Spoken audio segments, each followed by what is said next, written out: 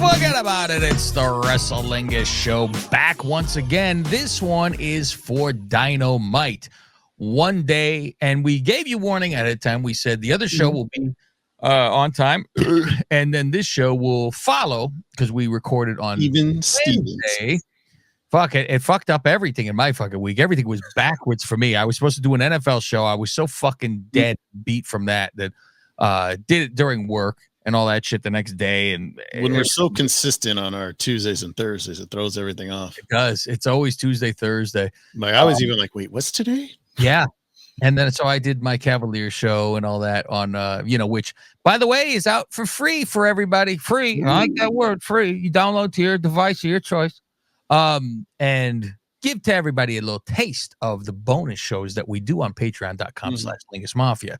For as little as $5 gets you all these wrestling shows, all those bonus reviews and everything. So that is out for everyone to have a taste, because I go over the McMahon documentary, which you have not seen yet, huh, Fusty? No, I've got one episode in. That's it. One ep in. I am done, and I won't spoil anything ahead of time. But I was very surprised by the documentary. I thought it was going to be a lot different than what it was, and I was pleasantly surprised. I didn't know he was involved in being interviewed. I had no idea. Yeah, I was like, so why are you mad? You were there during what? So yeah, and once the allegations came out, he was like, he didn't show up. The chair was empty by that episode. Yeah. And then I heard, like I said, I haven't seen it, but what I had heard was they're like, Bruce, we need someone to fucking. Bruce goes in there to defend. And all I'm thinking as my thoughts on it were, I'm like, I find it to be a complimentary documentary. I don't know why he is mad. Obviously, they mentioned shit. Sure. Yeah.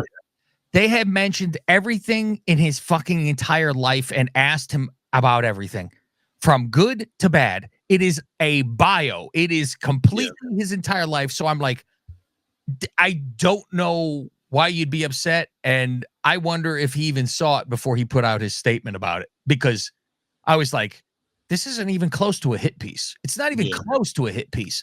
So I'm like, what's Bruce yelling about? I go, okay, so they didn't mention he helped your wife with cancer? Right. Well, who knew?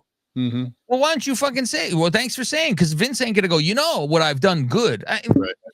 So I'm like, I keep sucking that fucking door. Yeah, I found it interesting, the episode I did see when, they're first starting and he's sitting down and he's like, there's so many crazy stories I could tell you, but I can't. You know what? I didn't mention that part. The one thing I did mention, which you haven't got to yet, and I'll spoil it for you.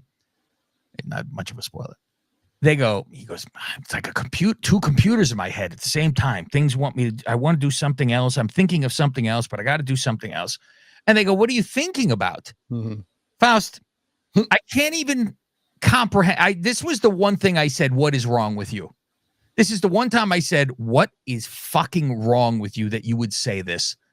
He's being the camera's not on the floor, secretly recording him. He goes, I'm thinking of something, exciting in sexual nature. Fuck. He sat down for an interview and he's like, thinking of my cock. He's like, what? What are you talking about? Chocolate titties. Like, I'm 70 years old. I need to fuck. You're like, what the fuck is wrong with you? So that's the weird. It's like, why would you just volunteer I'm thinking of fucking right now. Mm-hmm. I can't do this interview. Trying to come up with the storyline or trying to think of something, but I wanted my grandson to be mine. He mentions all this. So it's like, I love it. He's like, I think that motherfucker, you think, damn well what you fucking said. So, by the way, I'm Cav Manning. Oh, hey. The boss here. And I'm with my consigliere. That is Fausti Walnuts. What do you say? What is this? The handsome contest? It might be, brother. We're going to give you Dynamite today, baby. That's where we're at. All our socials, by the way, are at Lingus Mafia, TikTok, Instagram, X, all that good stuff. That's where you find us. Fausti. Mm-hmm. Now, there was a clip that I know Cortez sent to us that he wanted us to talk about.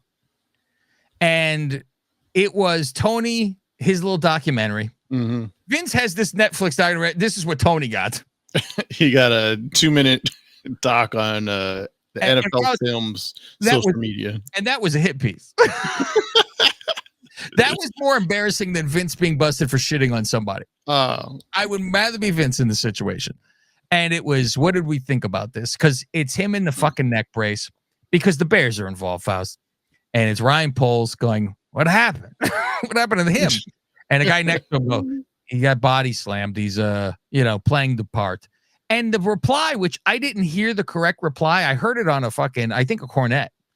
And he goes, I thought he just corrected the guy and went, it was a pile driver.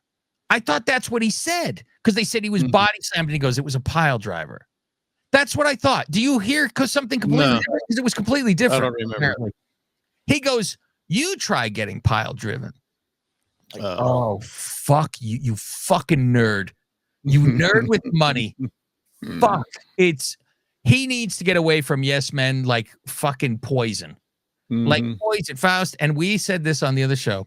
Do you imagine being a Jaguar fan and not a wrestler?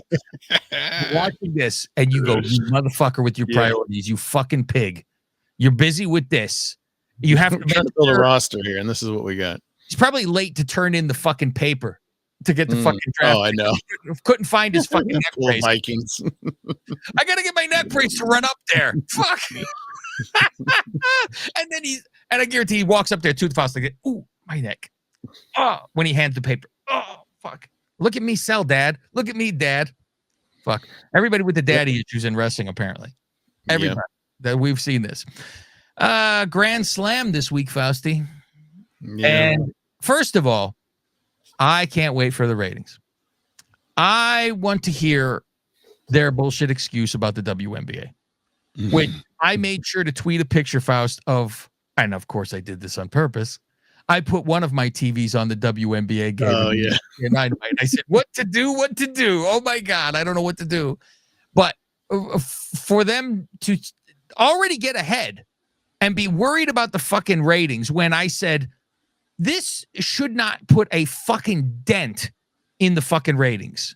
I don't want to hear, you have a good show to come on. This is their Grand Slam. This is practically pay-per-view. It was pay-per-view with commercials. That's what it was. So don't tell me somebody's watching Caitlin Clark when they're an AEW fan. But at the same time, it makes sense that an AEW fan will be watching the WNBA. I will say that. 702,000.